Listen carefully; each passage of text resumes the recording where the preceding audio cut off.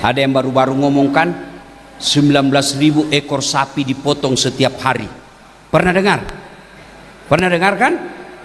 Sekarang berujung dengan pidana. Apa dia bodoh? Enggak, profesor pak. Apa dia punya ilmu? Enggak, punya ilmu. Tapi kenapa bermasalah dengan hukum? Karena akhlaknya kurang. Bismillahirrahmanirrahim. Assalamualaikum warahmatullahi wabarakatuh. Alhamdulillahirabbil alamin, wassalatu wassalamu ala asyrofil anbiya'i wal mursalin sayyidina Muhammadin wa ala alihi wa sahbihi ajma'in, amma ba'du. Sahabat beriman yang dirahmati Allah, syukur alhamdulillah kita bertemu lagi di channel ini. Pada kesempatan yang berbahagia ini, mari sejenak kita luangkan waktu kita untuk bersama-sama menyimak tausiah yang sangat luar biasa dari guru kita. Tentunya banyak sekali ilmu, hikmah, dan manfaat yang bisa kita jadikan pelajaran dalam kehidupan kita sehari-hari. Penasaran siapa beliau? Mari kita simak bersama. Selamat mendengarkan. Assalamualaikum warahmatullahi wabarakatuh.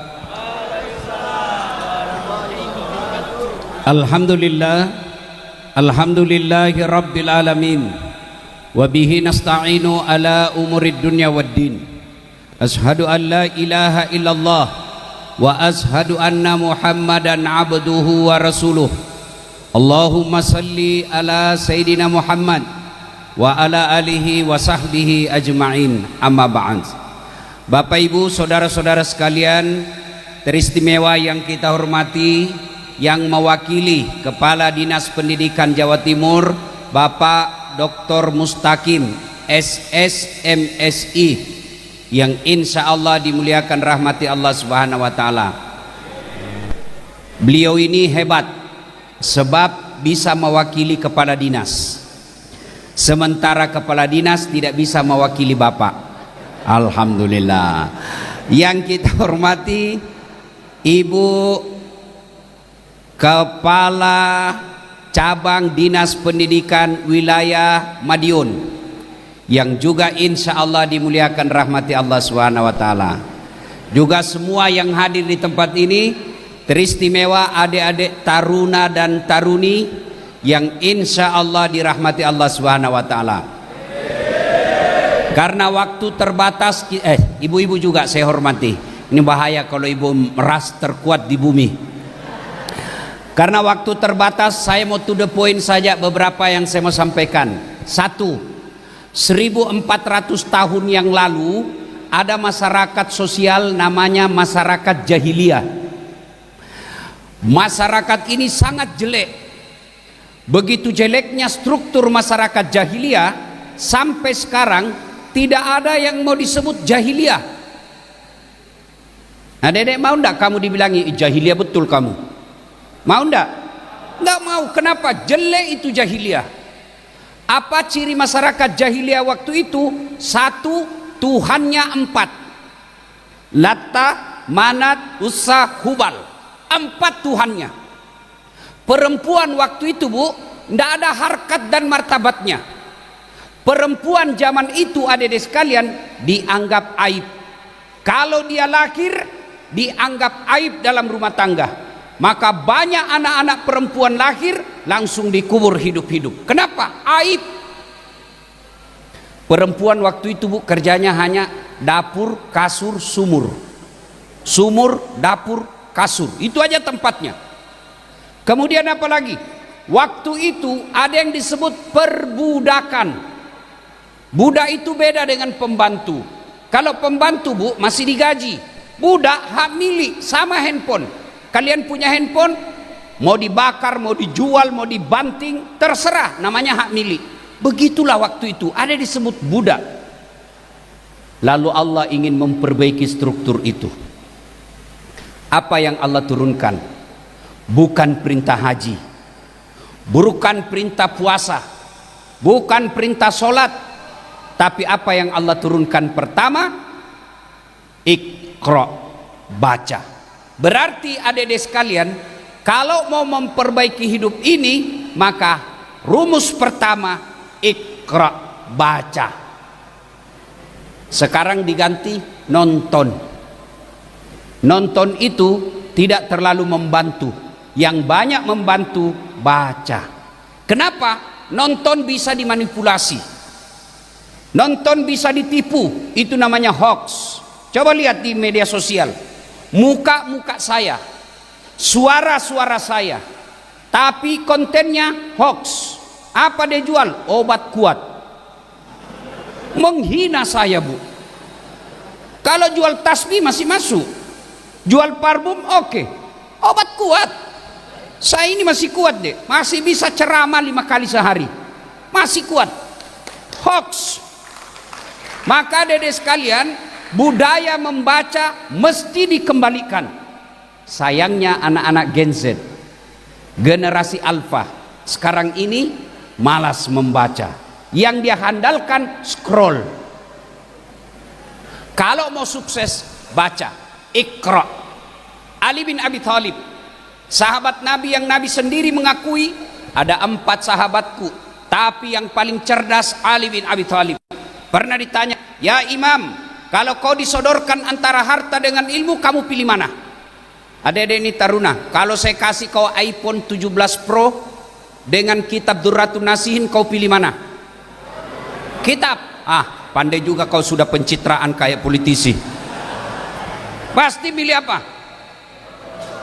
Kalau kau disuruh pilih uang dengan harta dengan ilmu, pilih mana? Banyak yang pilih duit. Ali bin Abi Thalib kata, kalau saya disuruh pilih antara harta dengan ilmu, saya pilih ilmu. Kenapa pilih ilmu ya Imam? Ada 3 kelebihan ilmu dibanding harta. Apa itu? 1, harta setengah mati kamu jaga, ilmu dia yang jaga kamu. Adik-adik punya duit 5 juta, kau masuk di balik kaleng-kaleng, masukkan di kaleng-kaleng, itu kaleng kau gembok. Sudah itu kau masukkan lemari, gembok lagi lemarimu. Berapa sudah gemboknya? Berapa gemboknya? 2. Keluar kamar gembok lagi. Berapa gemboknya? 3. Keluar rumah gembok lagi. Berapa gemboknya? 4. Keluar pagar gembok lagi pagarnya. Berapa gemboknya? 5. Sampai di sekolah hilang gemboknya, hilang kuncinya. Setengah mati kamu jaga. Sementara harta, ilmu, harta kamu yang jaga, ilmu dia yang jaga kamu. Mana buktinya? Kau tengok saya tadi kan, saya dari Surabaya mau ke Ponorogo dikawal polisi. Niung niung niung niung niung niung. Kenapa? Apa karena saya gagah? Tidak. Apa karena saya pejabat? Bukan. Kenapa? Ada ilmu. Coba saya tadi disambut, dikasih kalung, dihormat. Padahal saya tidak gagah. Lebih gagah kalian daripada saya. Saya mau contoh ini bagaimana cara kasih perut kecil seperti itu tadi. Masya Allah. Sudah dari tadi saya lihat dia bagaimana caranya ini, kecil betul perutnya. Kalian lebih gagah dari saya, tapi saya penuh pesona. Mana buktinya? Kau mau foto sama saya toh? Maka ilmu angkat derajatnya. Dengan ilmu kamu yang dijaga, harta kamu yang jaga dia. Yang kedua kelebihan ilmu kata Ali, harta belum tentu kau bisa dapat ilmu, tapi ilmu kamu bisa dapat harta. Adik-adik di kampung, ini cerita benaran ini di kampung saya. Pak Kepala Sekolah ada di kampung saya kaya, tapi tidak ada sekolahnya Pak. Waktu itu ada namanya wartel, sekarang tidak ada lagi wartel, warung telepon. Masuk dia di wartel Pak, langsung dia ambil catat nomor HP bapaknya, anaknya. Dia telepon anaknya di Makassar, dia telepon, dia simpan itu nomornya, diteriak, halo bapakmu nak, halo bapakmu nak. Dia tidak pencet dulu. Saya bilang, Haji pencet dulu nomornya. Sudah itu barulah dia bilang, kalau gitu kaulah yang ngajar saya. Saya pencetkan nomornya. Sudah dia telepon.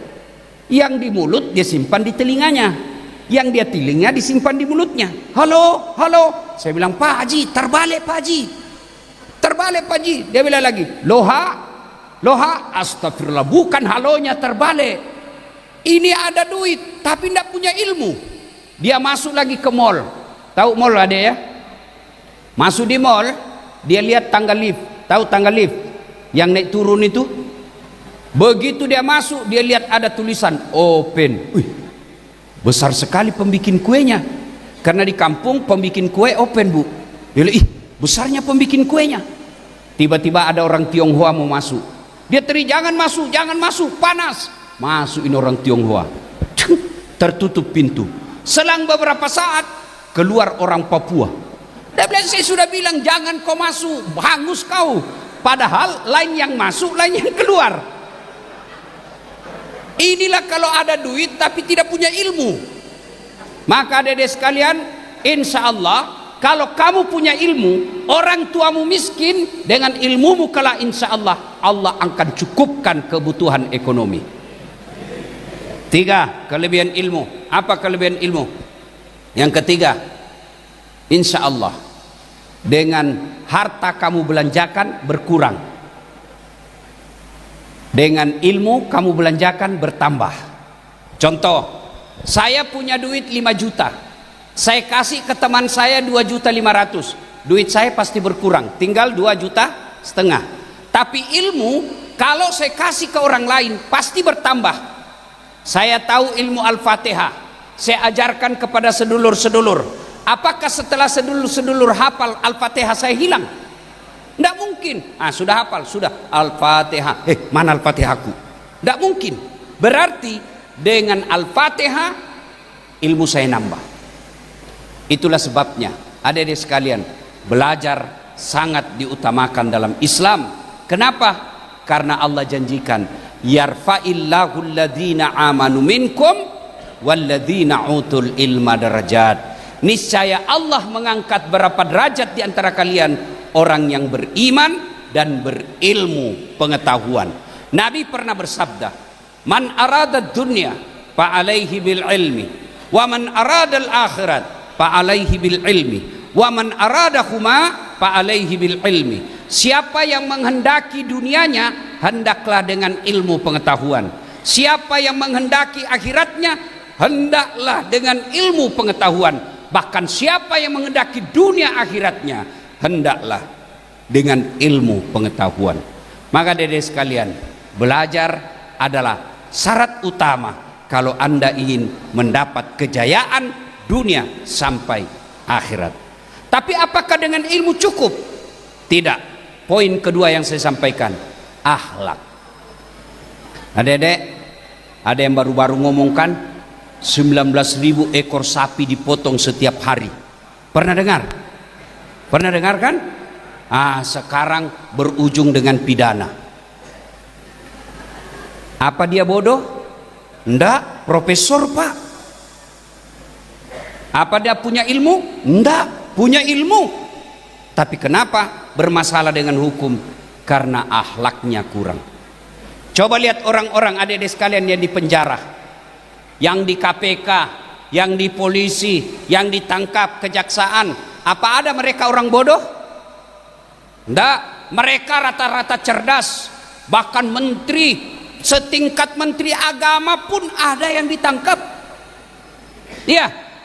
Apa mereka bodoh? Tidak. Apa? Akhlaknya kurang. Orang kalau tidak punya akhlak, Al-Quran menjelaskan mereka lebih hina dari binatang. Tahu binatang adik-adik? Tahu binatang? Kakak saya di kampung jual beli kambing. Tahu kambing kan? Itu Pak Kadis, bapak kakak saya kalau jual kambing, ada kambingnya nakal, suka ganggu seruduk temannya, dia panggil penjaganya, bawa ke pasar, jual. Sampai di pasar tidak ada yang beli, bawa pulang, potong, dagingnya jadi sate, isi perutnya jadi soto, ayo, kakinya sop kikil, ekornya sop buntut, pipinya sop pipi, lidahnya sop lidah, tanduknya jadi perhiasan, kulitnya jadi baju, pelernya obat kuat. Ayo, semua digunakan.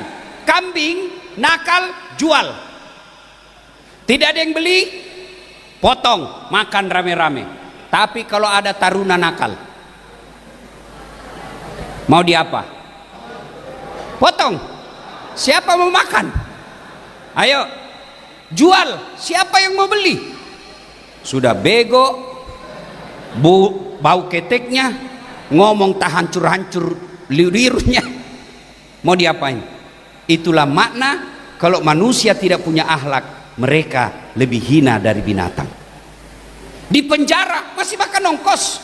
Orang di penjara tuh deh masih makan ongkos, dikasih makan 3 kali sehari. Maka adik-adik sekalian, selain belajar, maka Anda juga harus punya akhlak. Orang yang baik bukanlah orang yang cerdas semata, tapi Nabi pernah ditanya, untuk apa kau diutus ke muka bumi ini ya Rasulullah? Li utammimal makarimal akhlak, memperbaiki akhlak manusia. Dan saya percaya 1000% di sekolah ini selain diisi otaknya juga diisi akhlaknya. Mana buktinya? Tuh tadi hafal Quran. Adik-adik sekalian, kecil buat Allah kasih kau dunia. Kalau dunia kau punya ilmu, punya akhlak yang baik, kecil buat Allah kasih kamu dunia. Kecil. Dedek,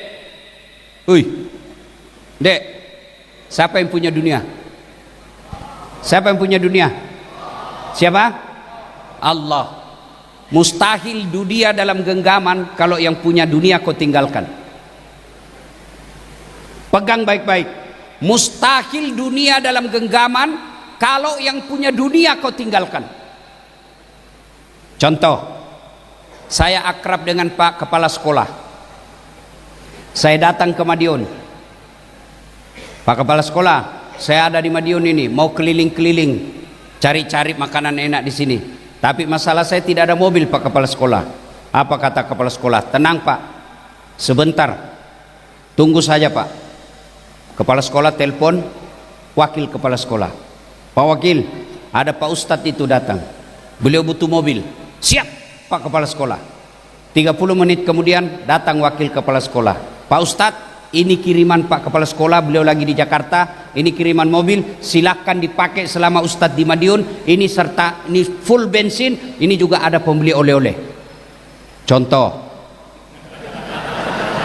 aja ini Pak, Bapak baru contoh sudah. Sudah selesai urusan saya dengan mobil. Kenapa? Saya akrab sama yang punya mobil. Sebaliknya adik-adik sekalian, ada dari Sulawesi Selatan, tidak pernah ketemu kepala sekolah, tidak pernah teman, tidak pernah kenalan, tidak pernah lihat wajahnya, tidak pernah dengar namanya, tiba-tiba telepon. Assalamualaikum Pak Kepala Sekolah, saya lagi ada di Madiun, boleh pinjam mobil? Siapa ditelepon Kepala Sekolah? Siapa? Kapolsek, polisi, tangkap dia, pencuri itu pasti. Tidak kenal kok tiba-tiba punya mobil.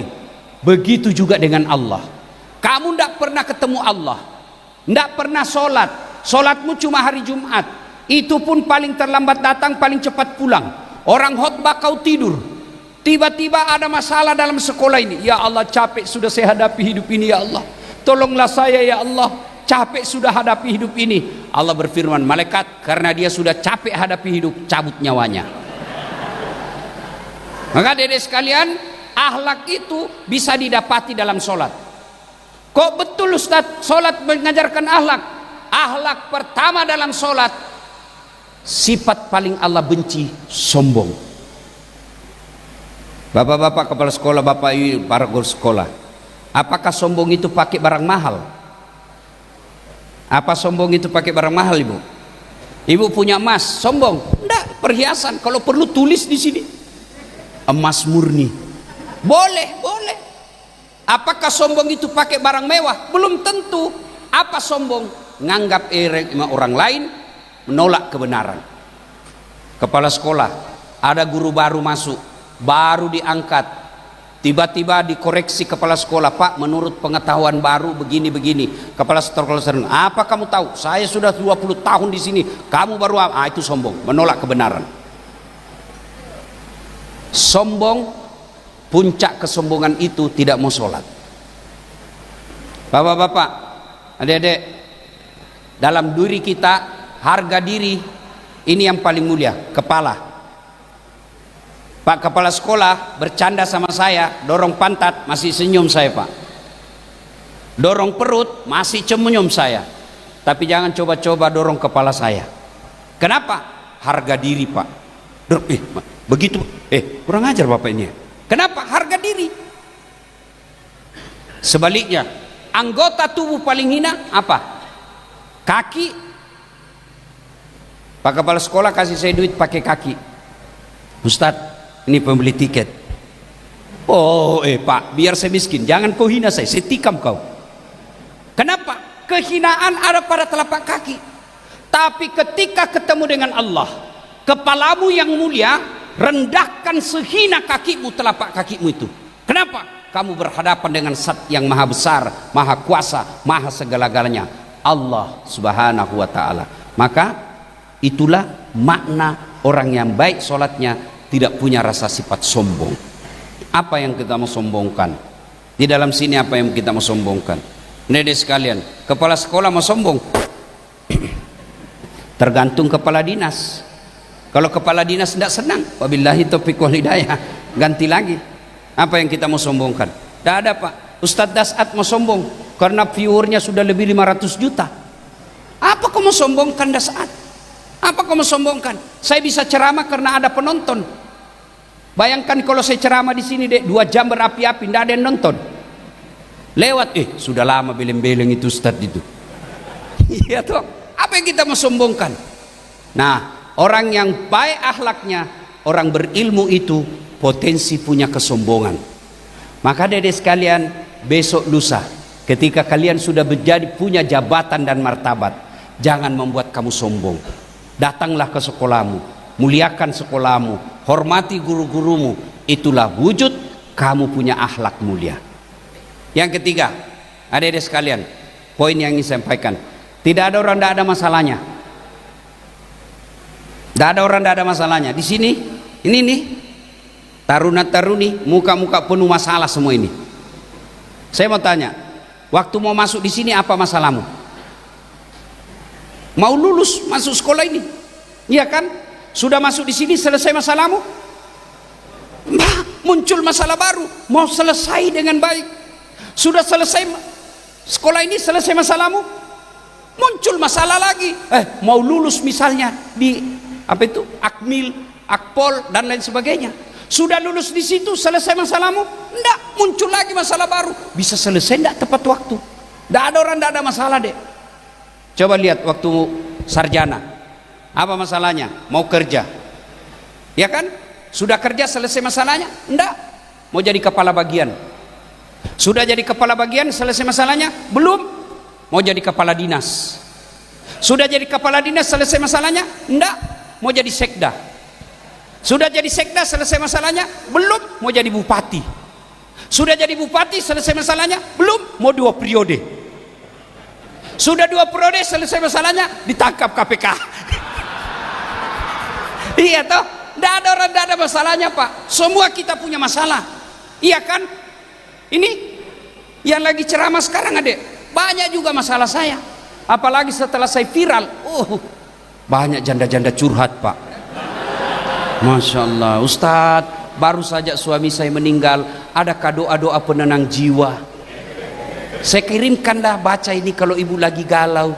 Lama-lama dia bilang, Ustadz, jiwaku sudah tenang. Maukah Ustadz menjadi imam dalam hidupku? Mohon maaf, saya bukan imam, saya penceramah. Tidak ada orang tidak ada masalahnya Bu. Coba lihat lagi Bu, dalam rumah tangga. Bapak-bapak, istri cantik, bapak pikir bukan masalah? Masalah Pak, digoda orang. Apalagi kalau suaminya jelek, lebih masalah lagi. Duluan aja Dek, nanti kita ketemu di gedung. Sampai di gedung, mana kau Bang? Nggak jadi Dek, saya mencret. Berarti bagus kalau jelek istri. Jelek istri dihina orang Pak, kita lagi yang malu jalan sama dia. Berarti bagus kalau tidak ada istri. Masalah juga. Bagus kalau banyak istri, lebih masalah lagi. Tidak ada orang tidak ada masalahnya. Maka dari sekalian saya tahu kamu punya masalah semua. Maka ketika punya masalah, Allah punya resep 2. Ista'inu bis sabri wassalah. Sabar, perbaiki sholatmu. Di sini latihan apa nama, boarding, makan mungkin dibatasi, pegang handphone mungkin dibatasi. Sini boleh pegang handphone atau tidak? Iya kan? Tapi percayalah Dek, tidak ada kesabaran yang tidak buah keberhasilan. Sabar, Kamu dijauhkan, misalnya yang tadi dari mana itu? Dari Bali. Ada bahkan saya dengar dari Sabang. Datang ke sini, jauh dari keluarga. Kesabaranmu insya Allah akan buah hasil. Tidak ada kesabaran yang tidak ada hasilnya. Belajar dari kisahnya Ayub alaihissalam. Dari kaya raya, kemudian miskin, habis hartanya, anaknya wafat, ditinggal istri, penyakitnya banyak. Allah kemudian balas kesembuhan, lalu sukses kembali. Belajar lagi baru-baru kisah tentang Nabi Ibrahim yang diperintah sembelih anaknya. Setelah dia sembelih, dan akhirnya Allah uji keberhasilannya, kesabarannya, diganti dengan domba. Apa setelah itu? Dikasih hari tasyrik. Hari tasyrik itu hari bahagia, tidak boleh puasa, hari khusus makan-makan, Independence Day. Tidak ada orang yang kesabarannya baik pasti kecuali Allah membalasnya dengan keberhasilan. Kalian sabar di sini, insya Allah Allah akan balas kesabaranmu. Dan hebatnya itu sabar, pahalanya, balasannya, innallaha ma'as sabirin. Allah bersama orang-orang yang sabar. Yang kedua, kalau mau sukses dalam belajarmu adalah sholat. Sholat, adik-adik sekalian. Apa alasan tidak mau sholat? Coba bilang. Syukur-syukur kalau di sini berjamaah. Berjamaah sini. Alhamdulillah. Coba lihat. Insya Allah, kalau baik sholatmu, Allah akan berikan apa yang kamu mau. Saya tidak dikasih apa yang kamu mau. Nah, ini poin keempat yang saya ingin sampaikan. Adik-adik, tamat SMA dulu saya daftar Akabri. Akabri dulu belum pisah polisi dengan tentara, namanya Akabri. Saya daftar Akabri, tes fisik tidak lulus. Kenapa? Ceper, tinggiku tidak cukup. Saya protes kepada Allah waktu itu dalam doa, ya Allah, kenapa kau tidak luluskan saya? Kenapa tinggiku kurang? Kau tidak rugi jadi Tuhan kalau kau tambah 1 senti. Saya protes. Teman saya lulus, Pak. Itu kemarin saya post di IG saya. Ada kawan saya sebelah kiri saya itu, sekarang pangkatnya dia lulus waktu itu AKBP 2 bunga, pakai baret merah, reserse. Saya tidak lulus waktu itu. Saya jadi ustadz. Dia pakai baret merah, saya pakai baret putih. Alhamdulillah dengan baret putih saya pakai ini, mulai baret merah sampai baret hitam saya ceramai semua. Apa ya? Sangka baik. Andai saja saya lulus waktu itu, sampai sekarang barangkali masih setengah mati hormat. Datang komandan, siap komandan. Datang gubernur, siap gubernur. Datang presiden, siap pak presiden. Sekarang saya jadi ulama, mereka semua yang hormat sama saya. Maka adik-adik sekalian, ketika kamu sudah belajar dengan baik, sudah tingkat kesabaranmu baik, sholatmu baik, kamu datang ke sini, mau jadi tentara, mau jadi polisi, mau jadi apa saja, ternyata Allah tidak kasih, percaya apa yang kamu minta tidak baik. Dulu gagal tentara, saya daftar kedokteran. Saya ikut bimbingan tes. Saya sholat tahajud 40 malam berturut-turut. Saya nasar puasa 7 hari kalau lulus. Begitu pengumuman tidak ada namaku. Saya ulang lagi tahun berikutnya, tetap tidak lulus. Ulang lagi berikutnya, tetap tidak lulus. Andai saja boleh 5 kali saya tes. Ternyata begitulah cara Allah menghalangi saya. Tidak lulus saya kedokteran. Saya lulus sospol, ilmu komunikasi. Saya tahu jawabannya. Setelah saya kuliah di komunikasi, saya pulang sekolah kuliah, terjadi tabrakan di depan Universitas Al-Ghazali, sekarang Universitas Islam Makassar. Tabrakan, berceceran darah di aspal. Dia yang tabrakan, saya turun tolong. Saya yang hampir pingsan. Kenapa? Saya tidak bisa lihat darah sampai sekarang. Biarpun di WhatsApp lihat orang tikam atau langsung pening, seolah-olah Allah ingin berkata, Das'at, bagaimana kau mau jadi dokter? Kau tidak bisa. Masya Allah, sangat luar biasa kajian yang sudah disampaikan oleh guru kita. Sahabat beriman yang dimuliakan Allah, tetaplah di channel ini karena kajian ini belum selesai. Tentu saja masih banyak lagi hal-hal menarik yang akan disampaikan oleh beliau. Tetaplah di channel ini dan mari kita lanjutkan kembali. Selamat mendengarkan. Lihat darah. Temanku yang lulus dokter waktu itu tugas di Kepulauan Aru. Mau lebaran saya telepon, "Dok, pulang ke lebaran?" "Tidak Pak Ustadz." Rugi-rugi kau cari-cari uang jauh-jauh tahu tidak lebaran sama orang tuamu. Kenapa tidak pulang? Mahal tiket. Dalam hati saya, alhamdulillah untung saya tidak jadi dokter. Saya tidak pernah pusing soal tiket. Kemana-mana saya gratis. Dan hebatnya bisnis kelas. Hebatnya lagi pergi tidak bawa uang, pulang. Maka sangka baik, jangan pernah sangka buruk. Ternyata temanku yang jadi dokter, saya jadi dokter juga, tapi bukan dokter fisik, dokter psikis, mengobati orang-orang yang rusak jiwanya. Maka dedek sekalian, kalian sudah tes fisik sampai itu perut kepis, ini otot baja, sudah makan, pokoknya bagus sekali, kamu tes. Ternyata apa yang kamu mau tidak Allah kasih, berarti bukan di situ yang terbaik. Contoh ketiga lagi, 2014 saya ikut Pilwali Makassar, mau jadi pejabat wali kota. 10 pasang calon, kalah? Tidak, cuma yang menang lebih banyak suaranya. Saya tidak mau bilang kalah, belum tentu dia lebih hebat dari saya. Ternyata Allah tahu kamu tidak cocok jadi pejabat, cocoknya jadi ustadz. Alhamdulillah. Maka adik-adik sekalian, belajar, jangan pernah putus asa. Putus asa adalah sifat orang-orang fasik. Sebaliknya, orang yang optimis itulah sifat orang beriman. Tidak diberikan apa yang kita mau, percaya apa yang kita minta tidak baik. Coba adik-adik sekalian, saya kasih contoh. Hari ini saya berdoa, ya Allah berikan saya pesawat pribadi ya Allah, supaya saya bisa ceramah kemana-kemana, lebih enak saya ceramah ya Allah. Ternyata Allah kabulkan doa saya minggu depan. Betul, minggu depan saya punya pesawat. Kan bingung saya, di mana saya mau parkir, bagaimana bayar afturnya, bagaimana bayar pilotnya. Maka Allah cukup, tidak usah kau punya pesawat, cukup mobil, hanya mobil yang kau lebih baik buatmu. Maka dedek sekalian, sangka baik.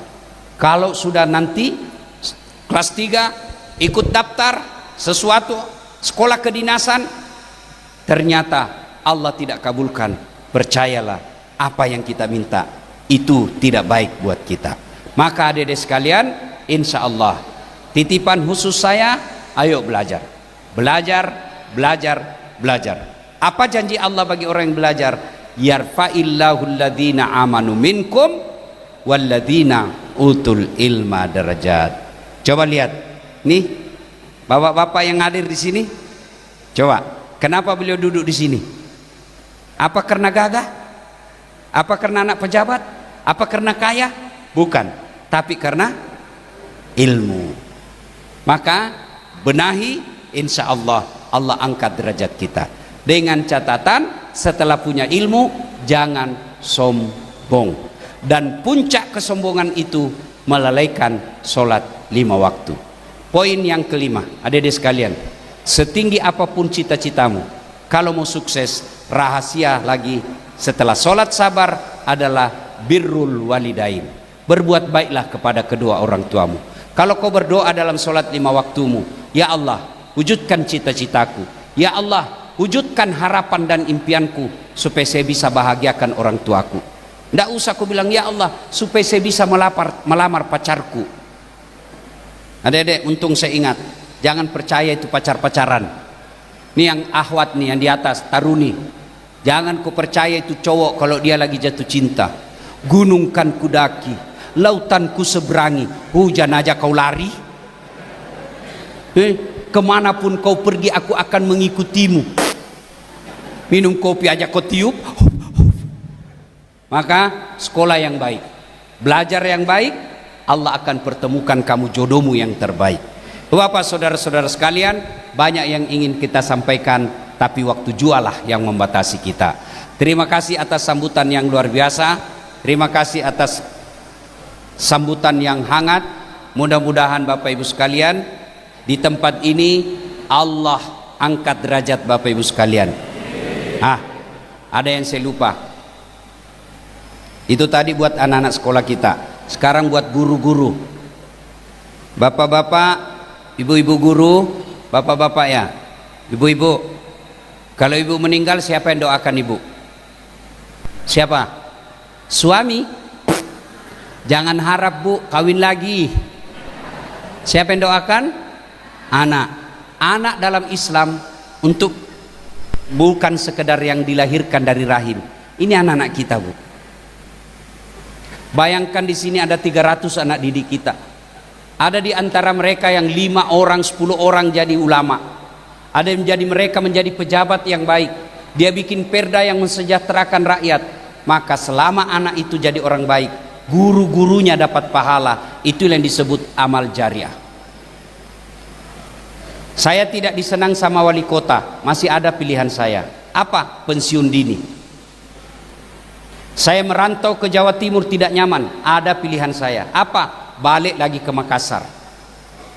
Iya kan? Saya tidak disenang sama istri saya. Ada pilihan. Ada pak, 2, tambah atau cerai. Tapi kalau masuk kubur ada pilihan. Masuk kubur ada pilihan. Tidak ada. Tinggal kamu di situ. Senang tidak senang, tinggal kau di situ. Tapi ada 3 amal yang mengalir meskipun kita sudah jadi bangkai. Apa itu? 1, anak yang soleh dan soleha. Inilah anak didik kita. 2, harta yang telah kita sedekahkan. Harta yang disedekahkan tidak selalu duit. Ilmu diantaranya adalah sedekah. Yang ketiga, ilmu yang bermanfaat. Di sekolah inilah 3-tiganya berkumpul. Anak yang soleh dan soleha, harta yang disedekahkan, dan ilmu yang bermanfaat. 3-tiganya berkumpul di sekolah ini. Maka rugi Bapak Ibu guru kalau tidak menjadikan tempat ini sebagai ladang untuk memperbanyak dan memperkaya amal jariah. Demikian, mudah-mudahan ada manfaat. Lebih dan kurangnya mohon dimaafkan. Usikum wa nafsi bitaqwallah. Fastabiqul khairat. Assalamualaikum warahmatullahi wabarakatuh. Bapak Ibu saudara-saudara sekalian teristimewa yang kita hormati, yang mewakili Kepala Dinas Pendidikan Jawa Timur Bapak Dr. Mustaqim SSMSI, yang insya Allah dimuliakan rahmati Allah Subhanahu wa Ta'ala. Beliau ini hebat sebab bisa mewakili kepala dinas, sementara kepala dinas tidak bisa mewakili Bapak. Alhamdulillah. Yang kita hormati Ibu Kepala Cabang Dinas Pendidikan Wilayah Madiun, yang juga insya Allah dimuliakan rahmati Allah Subhanahu wa Ta'ala. Juga semua yang hadir di tempat ini, teristimewa adik-adik taruna dan taruni yang insya Allah dirahmati Allah Subhanahu wa Ta'ala. Karena waktu terbatas, ibu-ibu juga saya hormati. Ini bahaya kalau ibu meras terkuat di bumi. Karena waktu terbatas, saya mau to the point saja beberapa yang saya mau sampaikan. 1, 1400 tahun yang lalu ada masyarakat sosial namanya masyarakat jahiliyah. Masyarakat ini sangat jelek. Begitu jeleknya struktur masyarakat jahiliyah, sampai sekarang tidak ada yang mau disebut jahiliyah. Nah, Dedek mau ndak kamu dibilangi jahiliyah betul kamu? Mau ndak? Ndak mau. Kenapa? Jelek itu jahiliyah. Apa ciri masyarakat jahiliyah waktu itu? 1, Tuhannya 4. Latta, Manat, Uzza, Hubal. 4 Tuhannya. Perempuan waktu itu bu, ndak ada harkat dan martabatnya. Perempuan zaman itu adik-adik sekalian dianggap aib. Kalau dia lahir dianggap aib dalam rumah tangga. Maka banyak anak-anak perempuan lahir langsung dikubur hidup-hidup. Kenapa? Aib. Perempuan waktu itu bu kerjanya hanya dapur, kasur, sumur. Alhamdulillahirrabbilalamin. Demikianlah kajian penuh ilmu, hikmah dan manfaat yang sudah kita dengarkan bersama dari guru kita Semoga tausiah yang disampaikan oleh beliau menjadi ilmu yang bermanfaat dalam kehidupan kita sehari-hari. Sahabat beriman yang dimuliakan Allah, terima kasih banyak sudah menyimak kajian ini sampai selesai. Doa dan harapan saya, semoga sahabat semua selalu diberikan kesehatan, dimudahkan segala urusannya, dan dilancarkan rezekinya. Amin ya Rabbal Alamin. Demikian yang dapat saya bagikan, kurang lebihnya mohon maaf. Sampai bertemu lagi di kajian berikutnya. Wabillahi taufiq wal hidayah. Waridho walinayah. Wassalamualaikum warahmatullahi wabarakatuh. Setelah kita mendengarkan bersama tausiah yang sangat luar biasa dari guru kita, sekarang mari kita lanjutkan aktivitas kita masing-masing. Semoga tausiah yang beliau sampaikan kepada kita semua menjadi ilmu yang bermanfaat dalam kehidupan kita sehari-hari. Dan semoga kita semua bisa istiqomah dalam mengamalkannya. Amin ya Rabbal Alamin. Selamat beraktivitas buat sahabat semua dan sukses selalu. Sampai bertemu lagi di video berikutnya. Wassalamualaikum warahmatullahi wabarakatuh.